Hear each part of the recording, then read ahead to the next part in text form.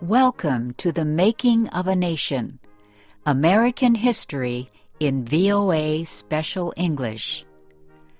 A new leader stood before the American people on March 4th, 1913.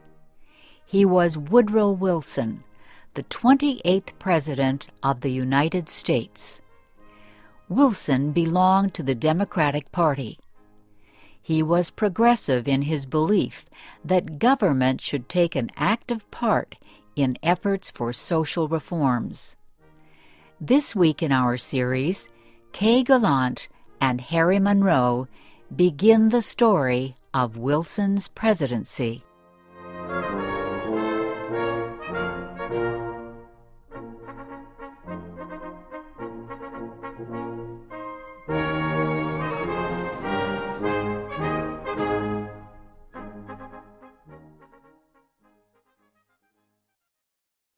Woodrow Wilson had spent most of his life at Princeton University.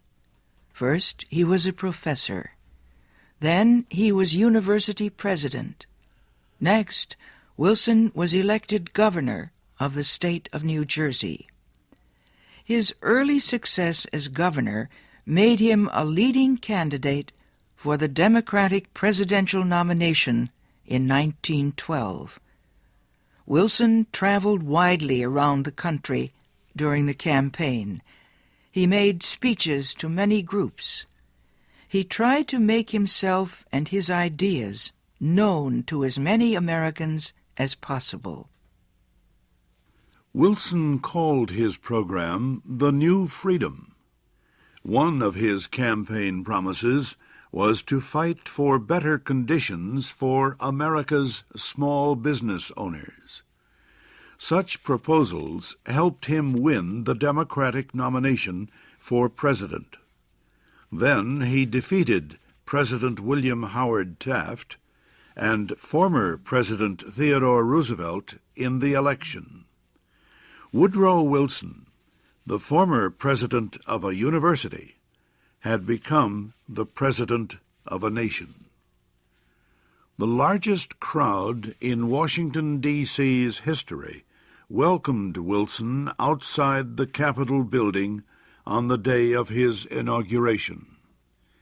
He called on the American people to join him in making the country a better place. "Our duty," Wilson said, "is to correct the evil without hurting the good. I call all honest men, all patriotic, all forward-looking men to my side."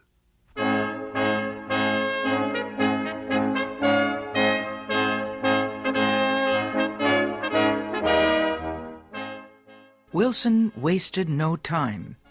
He immediately called a special session of Congress to act on Democratic campaign promises to reduce import taxes or tariffs. Wilson felt strongly about the need to reform these taxes.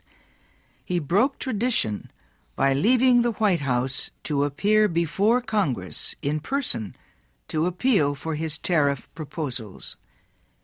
Many members of Congress opposed Wilson's plans, but the new president used the results of a Senate investigation to win the fight.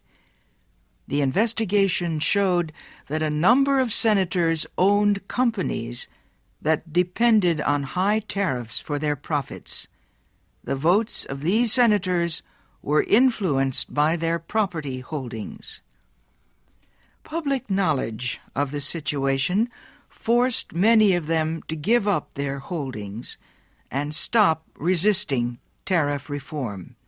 Congress finally approved Wilson's proposals.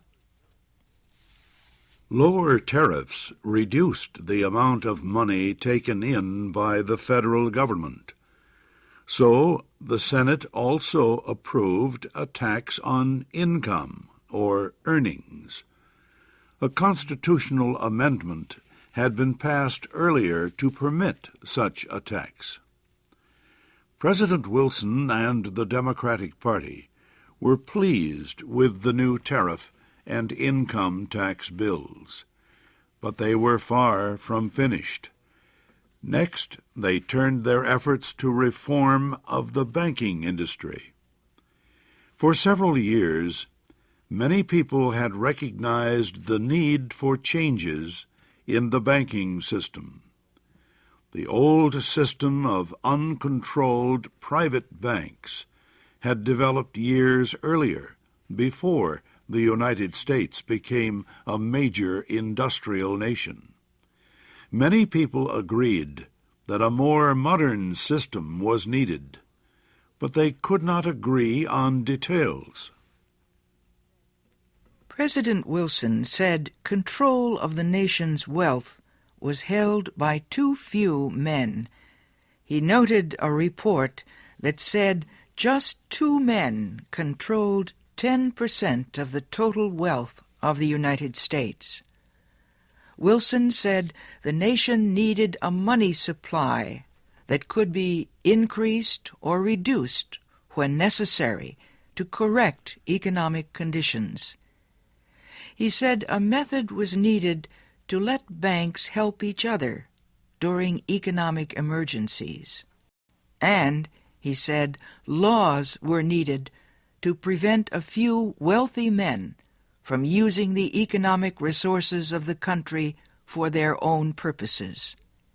Finally, Wilson said the control of this system of banking must be public, not private.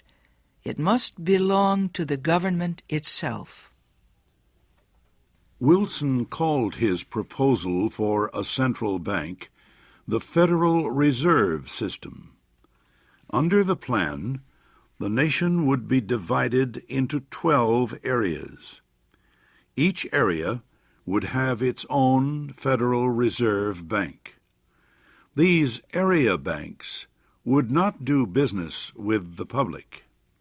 They would serve only as bankers' banks, and they would issue a new form of money supported by the federal government.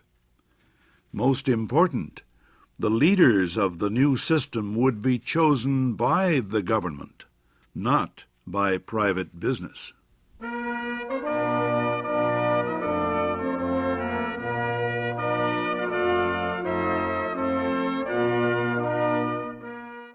Bankers, business leaders, and their representatives in Congress sharply criticized President Wilson's proposals. They said government control of the banking system was socialism, not capitalism. But Wilson refused to change his proposals, and he helped to lead the fight to make them law. Finally, Congress agreed. It did not take long for bankers to discover that the new system was much better than the old one. Today, the Federal Reserve System is one of the most important institutions in the United States. For Woodrow Wilson, the fight over the banking system was yet another political success. He had won major reforms in the nation's tariffs, taxes, and banking systems.